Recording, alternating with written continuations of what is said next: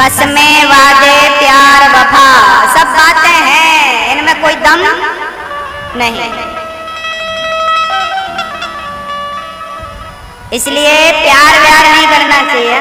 शादी के बाद अपने पति से प्यार करो, अपनी पत्नी से प्यार करो, क्योंकि हमारे ग्रंथों में कहा है शादी के पहले जो प्यार होता है वो पाप है और शादी के बाद जो प्यार होता है वो भक्ति है। तो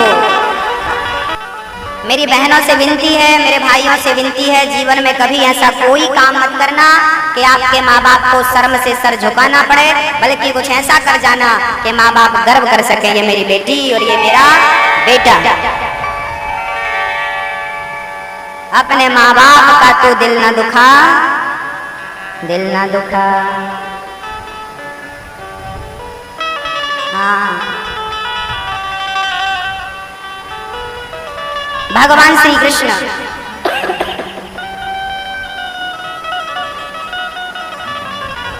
क्योंकि हमारे भारत में ना व्यक्ति कैसा है महत्व नहीं होता, व्यक्ति का बैकग्राउंड कैसा है, चरित्र कैसा है, बहुत महत्व रखता भारत में। हमारे भारत के लोग ना व्यक्ति को नहीं देखते, वो कैसा है, अच्छा है, मतलब गोरा है, काला है, लंबा है, ठिगना है, ये सब नहीं देखते, उसका चरित्र कैसा है ये देखते। राम चरित्र सुनबे को रसिया, राम लखन सीता मन। केवल पुरुष का चरित्र अच्छा होना चाहिए ऐसा नहीं है, स्त्रियों का चरित्र भी अच्छा होना चाहिए।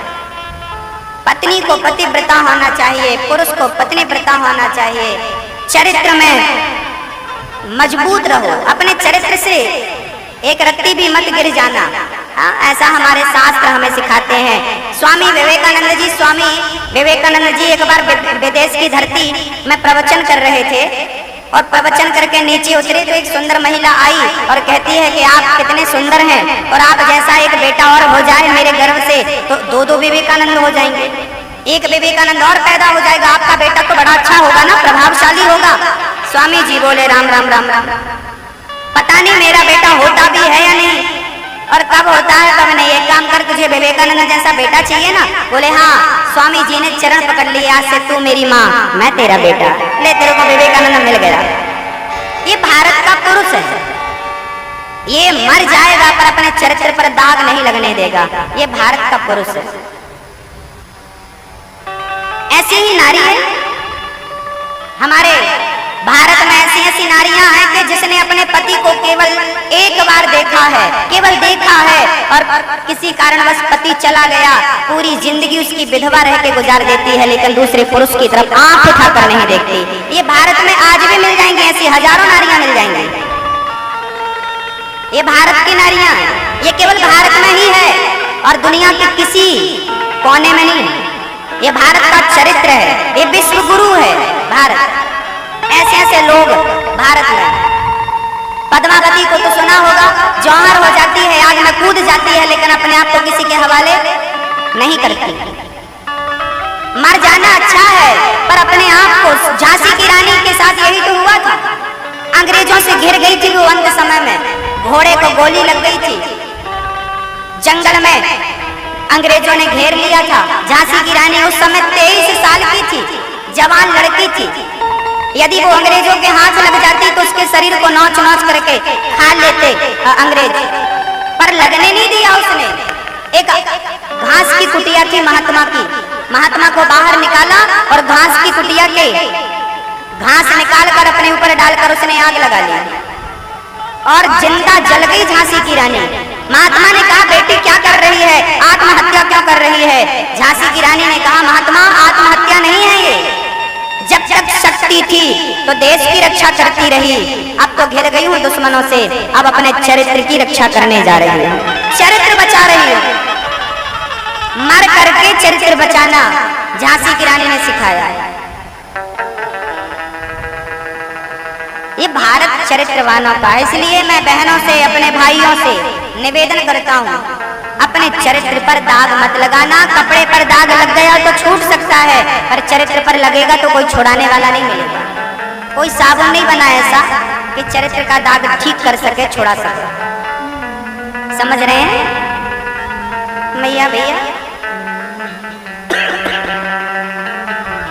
इसलिए चरित्र की रक्षा करिए।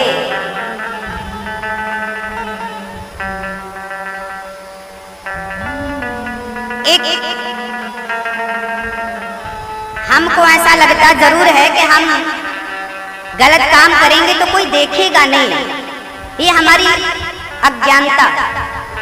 हमारे हर काम को ईश्वर नोट करता, अच्छा भी लिखता है, बुरा भी लिखता है। और किस छोड़ दो,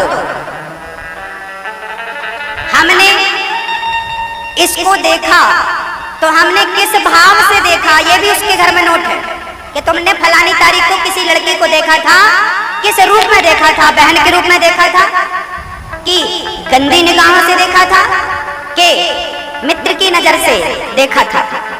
किसी पुरुष को जब आप देखती हैं ना तो किस निगाहों से देखती हैं, देखा ये तो ठीक है, पर ईश्वर को पता है ना कि आप देख रहे हैं तो कैसे देख रहे हैं, क्योंकि देखने का अपना अपना नजरिया होता है। वस्तु वही होती है पर देखने का नजरिया होता है, जिसे हम दृष्टिकोण कहते हैं, है ना। अपना अपना नजरिया है और नजरिए से ही पाप और पुण्य होता है। अब बताइए, एक महात्मा जी बाजार में खड़े होकर एक लड़की को देखकर मुस्कुरा रहे थे। एक टेढ़ा आदमी, बदमाश आदमी बोला, अरे बाबा जी वो फलाने को देख के मुस्कुरा रहे हो, कुछ गड़बड़ है क्या? महात्मा जी बोले, नहीं नहीं, गड़बड़ तेरे अंदर है, मेरे अंदर नहीं। तो मेरा मुस्कुराते क्यों? महात्मा बोले, भैया मैं वो नहीं देख रहा हूँ जो तू देख रहा है। तो तुम क्या देख रहे हो? बोले, मैं देख रहा हूँ जो अजर हुए अदब तेरे देखते हैं, वो शेर कत्ल पहले अपना देखते हैं। ना मतलब है तुझसे ना सूरत से तेरी, हम तो सिर्फ कन्हैया तेरी कलम देखते हैं कि जिस भगवान ने सुंदर नारी को बनाया है वो भगवान कितना सुंदर होगा, हम तो ये देख रहे हैं। और आप तो इसी को देख रहे हो कि ये कितनी सुंदर है। हम इसकी सुंदरता नहीं, इसको बनाने वाला कितना सुंदर है वो देख रहे हैं। हाँ, अपना अपना नजरिया। एक कुम्हार चिलम बना रहा था, चिलम।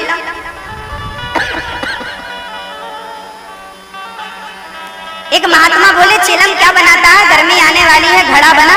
कुम्हार ने घड़ा बना दिया और घड़ा बना करके सुखाया, पकाया, बाजार में बेचा, किसी ने खरीदा और खरीद करके बढ़िया पानी भरा और शीतल जल जब पिया, उसने कहा आनंद आ गया। जब उसने कहा आनंद आ गया तो उस मिट्टी के, उस घड़े की मिट्टी से आवाज आ गई, अरे कुम्हार तेरे विचार बदले, मेरी जिंदगी बदल गई।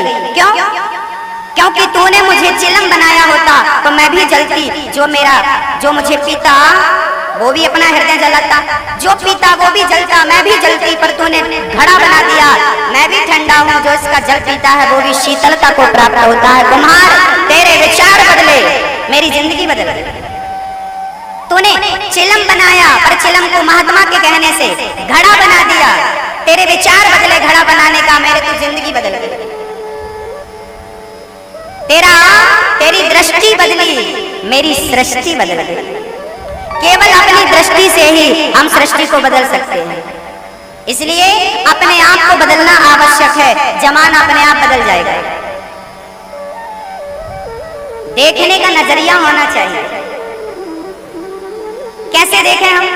अच्छा बताओ, यहाँ जितनी माताएं बैठी हैं इनको हम देखें, पर कैसे? आपकी माँ होगी ना घर पे, तो वो सिर्फ आपकी माँ है ऐसा नहीं, मैं उसे जब देखूं तो इसी भाव से देखूं कि ये मेरी माँ है। जब मैं किसी स्त्री को देखूं तो इस भाव से कि ये मेरी माँ है। जब मैं किसी लड़की को देखूं तो इस भाव से कि ये मेरी बहन है। जब मैं किसी छोटी लड़की को देखूं तो इस भाव से कि ये मेरी बेटी है। इस नजरिए से संसार को देखोगे तो ना आपको दोष लगेगा, ना संसार बुरा दिखेगा। और ऐसी नारियों को दृष्टि, आपसे उम्र में कोई पुरुष बड़ा है, वो आपका पिता बराबर का है, भाई छोटा है, बेटा, इस नजरिए से देखो तो बताओ क्या गलत है, कौन गलत है बताओ? ना आप गलत है ना जमाना गलत है। लोग कहते हैं जमाना गलत है, जमाना, अरे भाई जमाना गलत नहीं है, जमाने को देखने का नजरिया गलत है, वो सुधरना चाहिए। हम गलत हैं, हम गलत हैं तो जमाना गलत ही लगेगा ना हमें, और हम अच्छे हैं तो सब अच्छे हैं। हरा चश्मा पहनकर देखोगे सब हरे नजर आएंगे, लाल चश्मा पहनकर देखोगे सब लाल नजर आएंगे। आंखों में चश्मा जैसा होता है, जमाना वैसा नजर आता है। यदि गंदी निगाहों से जमाने को देखोगे गंदा दिखाई पड़ेगा, और पवित्र दृष्टि से जमाने को देखोगे सब अच्छा नजर आएगा। सब अपने हैं, सब अपने। जैसे को तैसा मिलता है,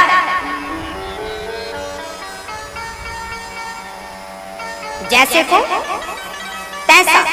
पेड़ बोए बबूल का तो आम कहां से आए?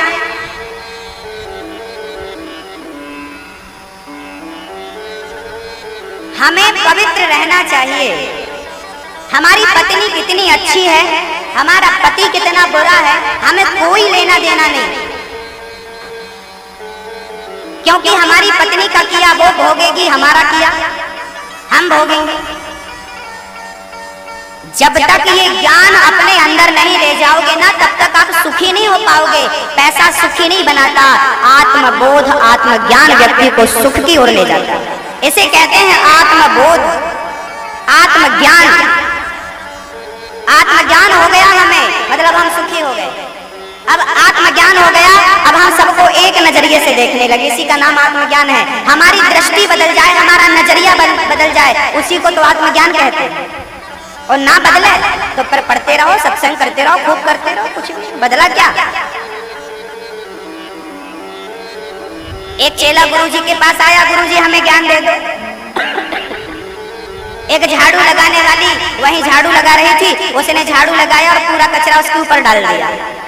उसने कहा क्यों बुढ़िया, आंखें फूट गई हैं, कहाँ कचरा डालना चाहिए, कहाँ नहीं, देख मेरे ऊपर कचरा डाल दिया, मैं ज्ञान लेने आया गुरुजी का। गुरुजी समझ गए अभी फुसकार रहा है। गुरुजी बोले जा, अभी तू ज्ञान के योग्य नहीं है, जा पहले और तपस्या कर। गया, तपस्या किया, साल भर बाद लौटा, गुरुजी ज्ञान दो। वो झाड़ू वाली बाई फिर आ गई और उसने एक झाड़ू फिर जमाया उसके पीठ में। ए पागल औरत, क्या करती है, मुझे झाड़ू मारती। गुरुजी बोले अभी कच्चा है। गुरुजी बोले जागले साल आना, शक्ल मत दिखाना 1 साल तक। 1 साल तक फिर तपस्या किया, और साल भर बाद जब चेला लौटा तो झाड़ू वाली ने फिर से कचरा डाल दिया। उसने कुछ नहीं बोला, फिर झाड़ू मार दी, कुछ नहीं बोला, गाली दे दी, कुछ नहीं बोला। गुरुजी समझ गए कि अब ये ज्ञानी बनने के लायक हो चुका।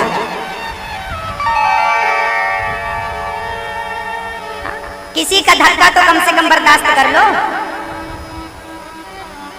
किसी की 2 गालियां तुमसे बर्दाश्त तो होती नहीं। कथा पांडाल पर बैठे हो,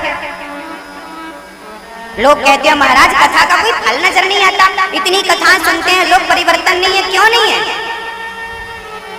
क्योंकि लोग कथा सुनने के योग्य भी नहीं है। शास्त्र बतलाता है कि कथा सुनने के लायक कौन है और लायक कौन नहीं है। इस पांडाल के भीतर जितने लोग बैठे हैं, बताइए आपको अभी जाते समय कोई 2 गालियां दे दे तो आपको क्या होगा? गुस्सा आएगा? यदि गुस्सा आता है तो समझ लेना कि आपने अपना टाइम बर्बाद किया है कथा में। और जब आपको कोई चलता आदमी 2 गालियां दे दे और फिर भी आप धैर्य रखें, फिर भी आपकी मुस्कान गायब ना हो, फिर भी आप प्रसन्न रहें, तब समझ लेना कि आपने कथा ठीक तरह से सुनी। कथा के बाद परिवर्तन नहीं हुआ तो अर्थ क्या है? बदलाव नहीं आया जीवन में, चरित्र नहीं बिगड़ा, चरित्र नहीं बना, चरित्र नहीं सुधरा, स्वभाव नहीं बना अच्छा, सहनशीलता नहीं आई, तो कथा सुनने का अर्थ क्या है?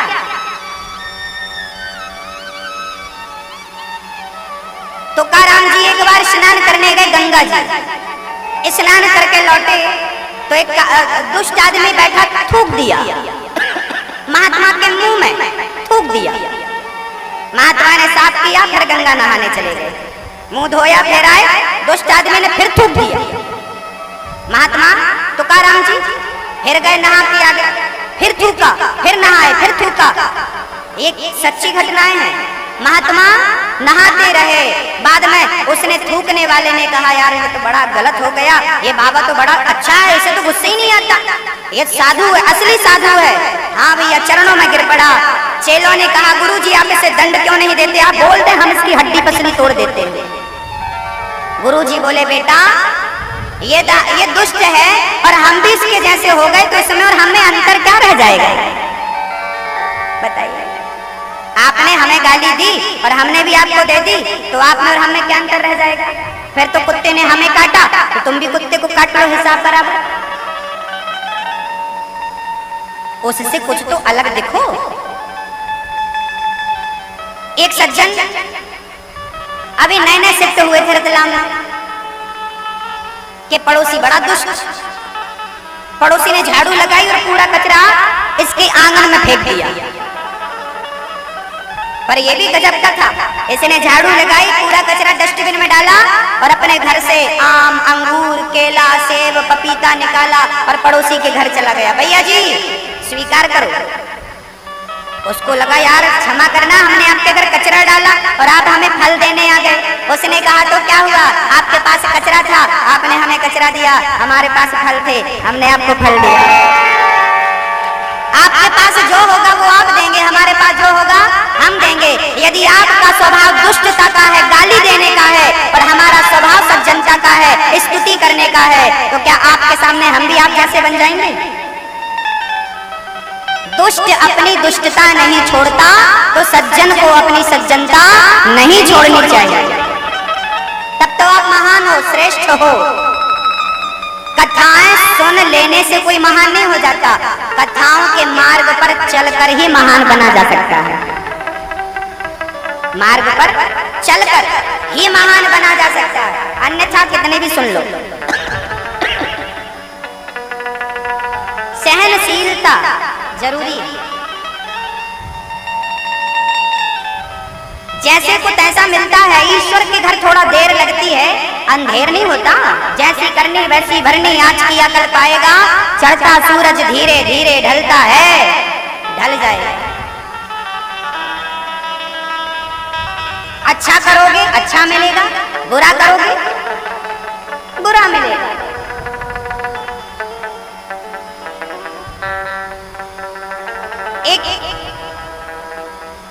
एक वैश्या थी, गांव वाले बड़े परेशान हो गए थे उस वैश्या से। एक दिन गांव में एक महात्मा जी आ गए और अकस्मात महात्मा ने उस वैश्या के घर के सामने अपनी घास की कुटिया बनाई और रहने लगे। पूजा करना, पाठ करना, कीर्तन करना महात्मा करने लगे। अब वैश्या ना बड़ी डिस्टर्ब होने लगी। बाबा सवेरे 4 बजे से कीर्तन करता है, भक्तों का झमेला लगा रहता है, भक्तों की भीड़ लगी रहती है। वैश्या बड़ी डिस्टर्ब रहने लगी। राम राम राम, बाबा ने तो मेरा धंधा चौपट कर दिया। वैश्या को लगा क्यों ना इसके घर में आग लगाएं। तो वैश्या ने अपने यारों से कहा जाओ जरा बाबा की कुटिया में आग लगा दो। वैश्या के यारों ने जाकर बाबा जी की कुटिया में आग लगाई, कुटिया जलने लगी। महात्मा देखे मेरी कुटिया में आग लग गई, कोई बात नहीं, महात्मा खुश। उसी समय हवा चली, हवा ऐसी चली कि आग उड़ उड़ के कुटिया की और वैश्या के घर में जाने लगी। और वैश्या का घर भी लकड़ी का है, क्योंकि उस जमाने में सबके घर लकड़ी के हुआ करते। वैश्या का घर भी जलने लगा।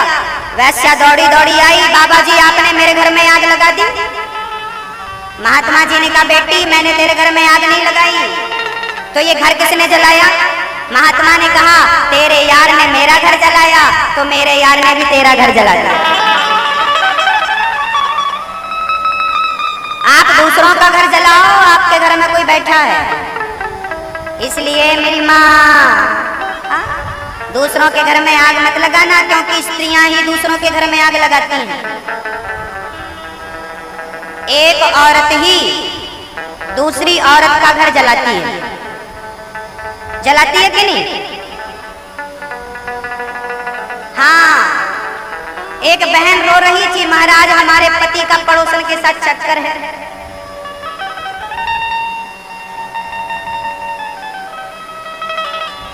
ऐसी कितनी घटनाएं मेरे सामने मेरी बहनें मुझे बता चुकी हैं कि हमारा पति हमारी तरफ देखता नहीं, बच्चों को देखता नहीं, बच्चों की चिंता नहीं है, पड़ोसन के साथ रहता है, पड़ोसन को पूरा पैसा देता है। अब वो पड़ोसन भी तो एक स्त्री है, तो उसने इसका घर बिगाड़ा क्यों नहीं? मतलब एक औरत ने ही एक दूसरी औरत का बसा बसाया घर उजाड़ दिया। मैं ऐसी औरतों से निवेदन करता हूँ जो दूसरों के घर पर दृष्टि रखती हैं। आप दूसरों का घर उजाड़ोगी तो ईश्वर जानते हो ना, वैश्या ने बाबा के घर में आग लगाई तो बाबा ने तो नहीं लगाई, पर उसके यार ने जला दिया कि नहीं? हाँ, जब आप दूसरों के साथ बुरा करते हैं तो आपके साथ ईश्वर कैसे न्याय कर सकता है? वो भी आपके साथ वही करेगा जो आपने दूसरों के साथ किया है। इसलिए सावधान, दूसरों के साथ बुरा ना हो आपके द्वारा। किसी भी पुरुष के घर में, किसी भी स्त्री के घर में आग मत लगाओ। पति पत्नी का प्रेम है, बना रहने दो। आप उन दोनों के प्रेम में प्रवेश मत करो, उनके जीवन में जहर मत घोलो, क्योंकि आपने जहर घोला तो 7 जन्म तक आपका घर बसेगा नहीं। ईश्वर के घर देर लगती है अंधेर, मेरे मालिक के दुकान में सब लोगों का खाता है भाई, सब लोगों का खाता, मेरे मालिक के दुकान में सब लोगों का खाता। अच्छी करनी कर लो रे भैया, कर में न करियो काला। लाख आंख से देख रहा है तुझे देखने वाला। अभिमान ना हो, जीवन में अच्छे अच्छे काम करते रहो, प्रेम से भगवान को स्मरण करते रहो, अभिमान रहित जीवन जियो।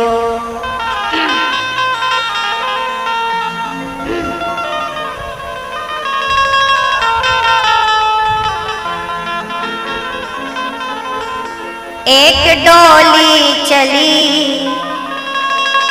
एक अर्थी चली, एक डोली चली, एक अर्थी चली। डोली अर्थी से कुछ यूं कहने लगी, रास्ता तूने मेरा क्यों ये खोटा किया, सामने से चली जा तू ओ दिल जली। हम लोग ना छोटी छोटी उपलब्धियों में भी अभिमान कर लेते हैं। हमारे पास कुछ आ जाए तो अभिमान कर लेते हैं।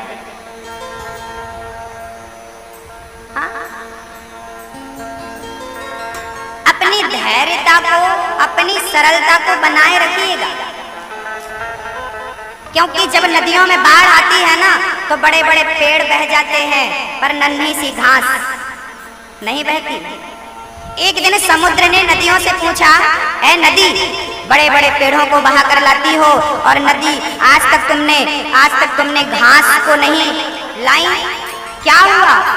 नदी कहती है, ये पेड़ अकड़ करके खड़े रहते हैं, हम इन्हें बहा कर ले आते हैं और ये घास झुक जाती है, इसलिए हमारा बहाव, हमारी बाढ़ इनका बाल भी बांका नहीं कर पाती। झुकता वही है जिसमें जान होती है, अकड़ खास मुर्दे की पहचान होती। आपने देखा होगा कई लोग अकड़ जाते हैं, अकड़ू होते हैं, अकड़ में रहते हैं। एक सज्जन को तो हमने मंदिर के अंदर अकड़ते देखा, मंदिर के अंदर अकड़ रहे साहब। अकड़ने वालों को जब हम देखते हैं ना तो बड़ी दया आती है। ऐसी अकड़ जैसे कभी मरेगा ही नहीं, और जब मरेगा ना तो सारी अकड़ चली जाएगी, मुट्ठी भर राख बन जाओगे। एक छोटे से घड़े में आपकी राख डाल करके और ले जाके गंगा जी में डाल दिया जाएगा। हाँ, होगा कि नहीं सबके साथ? राख बन जाओगे, धूल फूंक मारने से उड़ जाओगे। अकड़ पता नहीं किस बात की थी। अकड़ो मत, झुकना सीखो, झुकना। बबूल का पेड़ कभी झुकता है? क्योंकि वो कांटों से भरा। जो दुष्टता से भरा है वो कैसे झुकेगा? झुकता तो आम का पेड़ है, जब फल आते हैं झुक जाता है। जिसके अंदर सद्गुण होते हैं, गुणों से व्यक्ति झुकता है और दुर्गुण के कारण अकड़ा रहता है। आपके अंदर यदि आम है, फल है, तो आप झुकेंगे, और कांटे हैं, बबूल है, तो नहीं झुकेंगे। इसलिए झुकिए। आप लोग झुकते हैं कि नहीं? माँ बाप के पांव कैसे पड़ते हैं?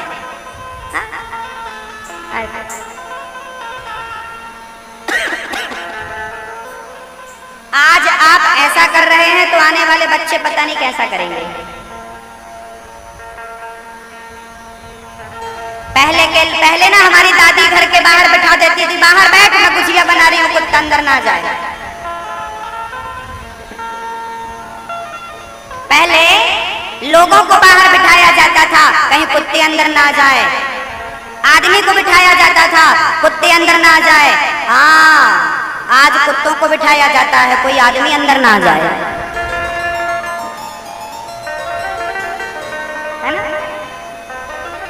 पहले गाय को अंदर जगह मिलती थी, कुत्तों को बाहर। आज कुत्तों को अंदर। और गुप्त दान के रूप में